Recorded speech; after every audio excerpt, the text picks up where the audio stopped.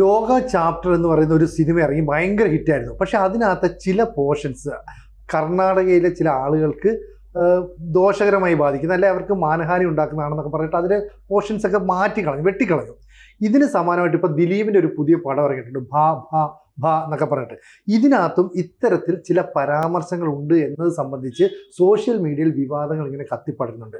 അങ്ങനെയാണെങ്കിൽ ദിലീപിൻ്റെ ആ ചിത്രത്തിലെ പരാമർശം എന്തെങ്കിലും പരോക്ഷമായി ആരെങ്കിലും കുറ്റപ്പെടുത്തുന്നതാണോ? എങ്ങനെയാണ് സാറ് കാണുന്നത്?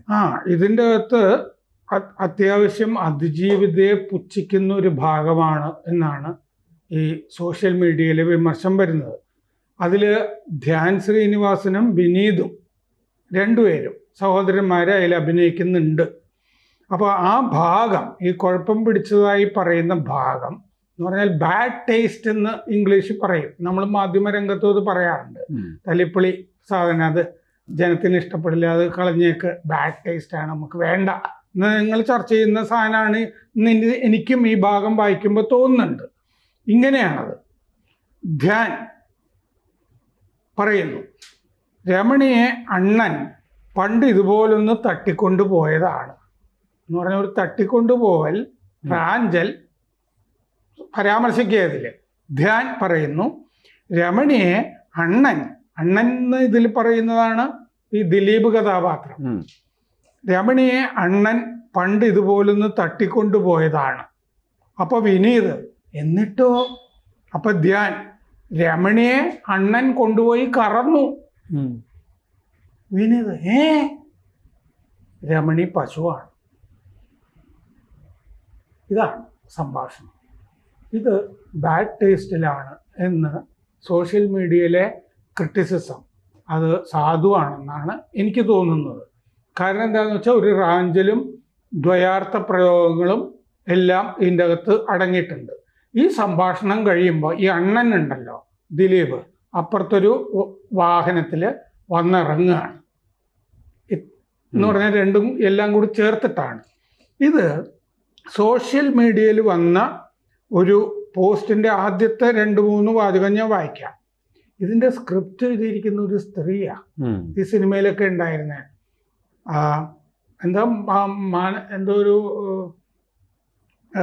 നൂറിൻ ഷെറീഫും ഭർത്താവ് ഫഹീം സഫറുമാണ് ബാബ എന്ന ദിലീപ് ചിത്രത്തിൻ്റെ കഥയും തിരക്കഥയും തയ്യാറാക്കിയിരിക്കുന്നത്.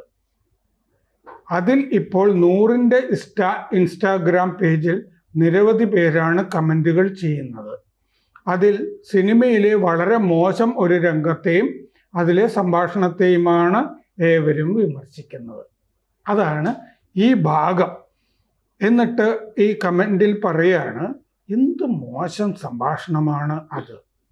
ഈ കിഡ്നാപ്പിംഗ് റെഫറൻസ് ഉദ്ദേശിച്ച സ്ത്രീയെയും മറ്റ് സ്ത്രീകളെയും ഒരുതരം ക്രിയാത്മക ബലാത്സംഗം, ക്രിയേറ്റീവ് റേപ്പ് ചെയ്തതിന് തുല്യമാണ്. ഇനി ഇത് എഴുത്തുകാരുടെയോ അല്ല സംവിധായകൻ്റെയോ നായകൻ്റെയോ തലയിൽ വന്ന ആശയം അവർ ചിത്രീകരണ വേളയിൽ കയ്യിൽ നിന്നിട്ടതാണെങ്കിൽ പോലും, അതായത് നൂറിൻ ഷെറീഫ് എഴുതിയതല്ല, നടന്മാർ കയ്യിൽ നിന്നിട്ടതാണെങ്കിൽ പോലും നിങ്ങൾ നിങ്ങളുടെ പേര്, കഥ, തിരക്കഥ, സംഭാഷണം എന്നിവ ചേർത്ത് എഴുതി കാണിക്കുന്ന സിനിമയിൽ അത് ഉൾപ്പെടുത്താൻ അനുവദിക്കരുതായിരുന്നു. നിങ്ങൾ ഏതായാലും പ്രിവ്യൂ കണ്ടതാകുമല്ലോ. നൂറിൻ, നിങ്ങൾ ഉൾപ്പെടെയുള്ള സ്ത്രീ സമൂഹത്തിന് എന്തെങ്കിലും മൂല്യം നൽകിയിരുന്നെങ്കിൽ ഈ കിഡ്നാപ്പിംഗ് റെഫറൻസ് രംഗം നിങ്ങൾ രണ്ടുപേരും കൂടി കഥ, തിരക്കഥ, സംഭാഷണം എന്നിവ ചേർത്ത് എഴുതി കാണിക്കുന്ന സിനിമയിൽ, ഗ്രാമർ ശരിയല്ല മലയാള ഭാഷ, എന്നാലും ഉദ്ദേശിക്കുന്നുണ്ട്, നിങ്ങളുടെ കഥ, തിരക്കഥ, സംഭാഷണം നൂറിൻ ഷെറീഫിന്റെ പേരിലാണല്ലോ. ഇങ്ങനെ സ്ത്രീയെ അപഹസിക്കുന്ന, അതിജീവിതയെ അപഹസിക്കുന്ന ഒരു ഭാഗം ഇനി വേറെ ആളുകൾ കയ്യിൽ നിന്ന് ഇട്ടതാണെങ്കിലും, ദിലീപ് എപ്പോഴും എനിക്കറിയാവുന്നതാണ്, എല്ലാവർക്കും അറിയാവുന്നതാണ്. ഒരു സ്ക്രിപ്റ്റ് പോയി കൊടുത്താൽ പുള്ളി സ്കിറ്റൊക്കെ എഴുതുന്ന പോലത്തെ ആളുകളിലെ തമാശ ചേർക്കുന്ന ആളുകളെയൊക്കെ, ഷാഫിയെ പോലുള്ള ആളുകളെയൊക്കെ വിളിച്ചിട്ട് ഇതിങ്ങനെ കൂട്ടിച്ചേർക്കും. തമാശ പഴത്തൊലിയിൽ വീണിട്ട് തമാശ ഉണ്ടാവില്ലേ, അങ്ങനത്തെ കുറെ ഭാഗങ്ങൾ ചേർക്കും. അങ്ങനെ ചേർത്താണെങ്കിൽ പോലും ഈ നൂറിന്റെ മേൽവിലാസത്തിലാണല്ലോ ഈ അപഹസിക്കുന്ന ഭാഗം കിടക്കുന്നത്. അത് നീക്കണം എന്നാണ് ആ പോസ്റ്റിലെ താല്പര്യം. അപ്പോൾ ഇത് ഈ ലോകയുടെ കാര്യം പറഞ്ഞു. ഈ ലോക എന്ന് പറഞ്ഞ സിനിമയിൽ ഉണ്ടായത് എന്താണെന്ന് വെച്ചാൽ കർണാടകയിലെ സ്ത്രീകളെ അവർ മുഴുവൻ പോക്കാണെന്ന് പറയുന്ന ഒരു സംഭാഷണം ഉണ്ടായിരുന്നു. അതവിടെ ആളുകൾ പ്രൊട്ടസ്റ്റ് ചെയ്തിട്ട് മാപ്പ് പറഞ്ഞു. അവര് സിനിമയുടെ നിർമ്മാതാക്കള് സംവിധായകനൊക്കെ മാപ്പ് പറഞ്ഞിട്ട് ആ രംഗം അവിടെ നീക്കിക്കളഞ്ഞു. അതുപോലെ ദിലീപ് മുൻകൈ എടുത്ത് മാപ്പ് പറഞ്ഞ് നീക്കിക്കളയേണ്ട ഒരു ഭാഗമാണ് ഇതാണെന്ന് ആണ് എൻ്റെ അഭിപ്രായം. അല്ല, എനിക്ക് തോന്നുന്നതേ വളരെ ഗൗരവമായിട്ട് തന്നെയാണ് സോഷ്യൽ മീഡിയ പല കാര്യങ്ങളും ഹാൻഡിൽ ചെയ്യുന്നത്. പലതരത്തിലുള്ള അഭിപ്രായങ്ങൾ ഉയർന്നു വരും. ചിലതൊക്കെ മോശമായിട്ടുള്ള അഭിപ്രായങ്ങൾ അല്ലെങ്കിൽ പോക്ക് അഭിപ്രായങ്ങൾ എന്ന് വേണമെങ്കിൽ നമുക്ക് പറയാമെങ്കിലും അതൊക്കെ നമ്മൾ വളരെ സമൂർത്തമായിട്ട് പരിശോധിച്ചാൽ ഈ സമൂഹത്തിൽ നിന്ന് ഉയർന്നു വരേണ്ട വളരെ ക്രിയേറ്റീവ് ക്രിറ്റിസിസം, നേരത്തെ ഇതിൻ്റെ അകത്ത് എന്താണ് പറഞ്ഞത്, ക്രിയേറ്റീവ് റേപ്പ് എന്ന വാക്കാണ് രാമേന്ദ്രൻ ഉപയോഗിച്ചതെന്നുള്ളത് ശരിയാണ്.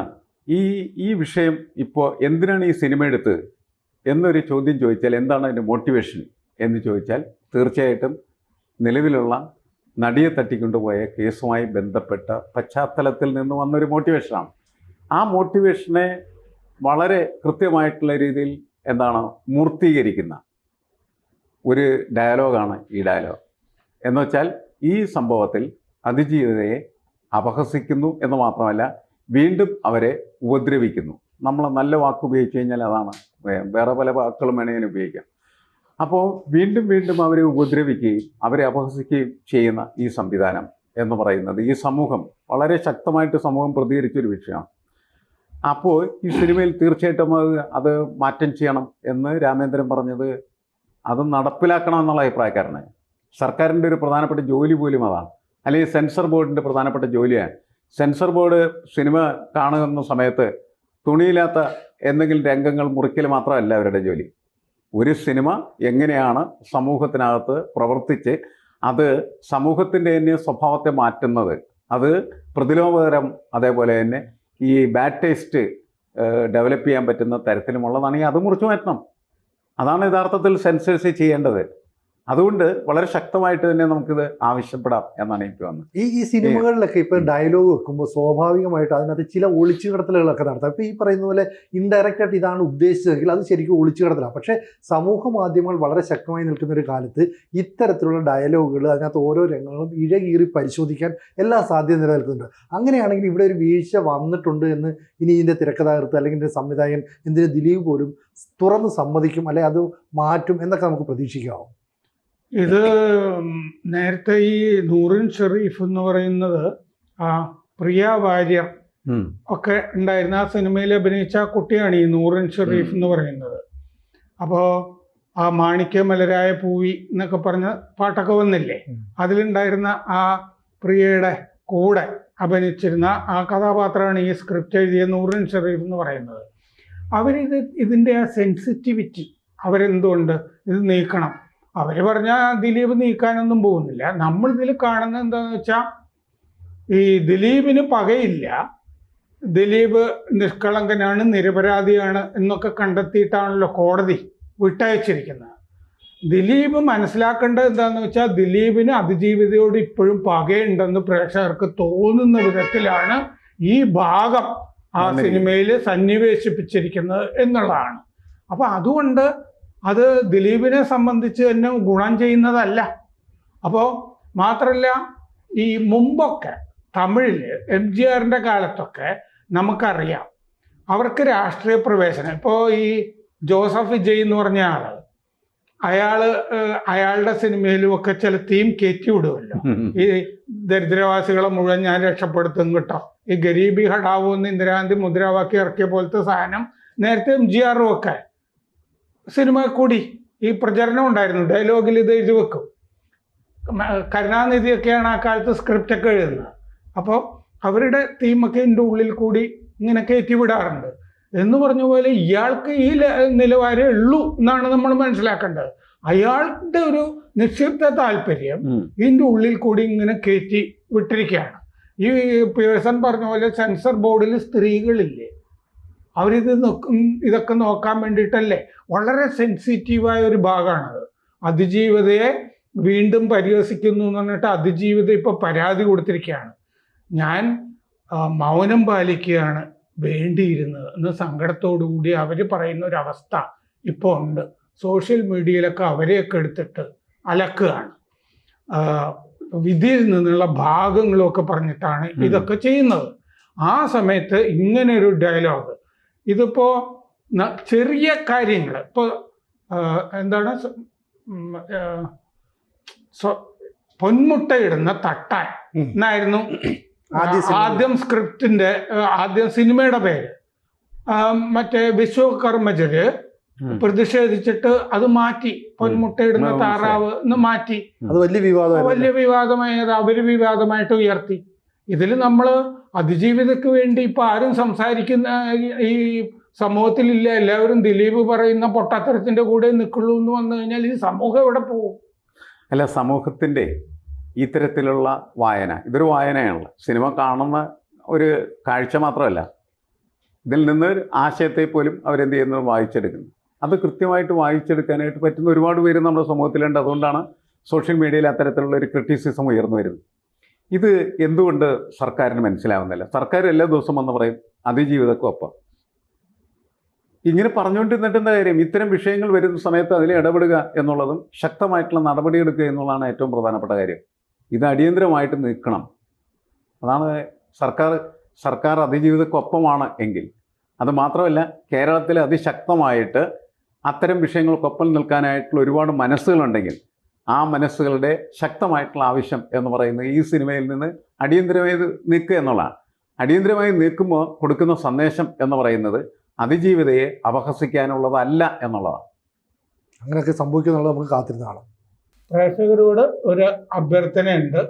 ABC-ക്ക് ഒരു ഹിന്ദി ചാനൽ കൂടിയുണ്ട്. അത് കേരളത്തിന് മാത്രമല്ല, ABC ഭാരതത്തിന് തന്നെ ഒരു ജാലകമാകണം എന്ന ആഗ്രഹത്തിൽ നമ്മൾ കുറച്ചു കാലമായി ഈ ഹിന്ദി ചാനൽ തുടങ്ങിയിട്ട് നന്നായിട്ട് പോകുന്നു. അതും സബ്സ്ക്രൈബ് ചെയ്യുക. കൂടുതൽ വാർത്തകളും വിശേഷങ്ങളും നിങ്ങളിലേക്ക് എത്താൻ ABC മലയാളം സബ്സ്ക്രൈബ് ചെയ്യുക, ബെൽബട്ടനും അമർത്തുക.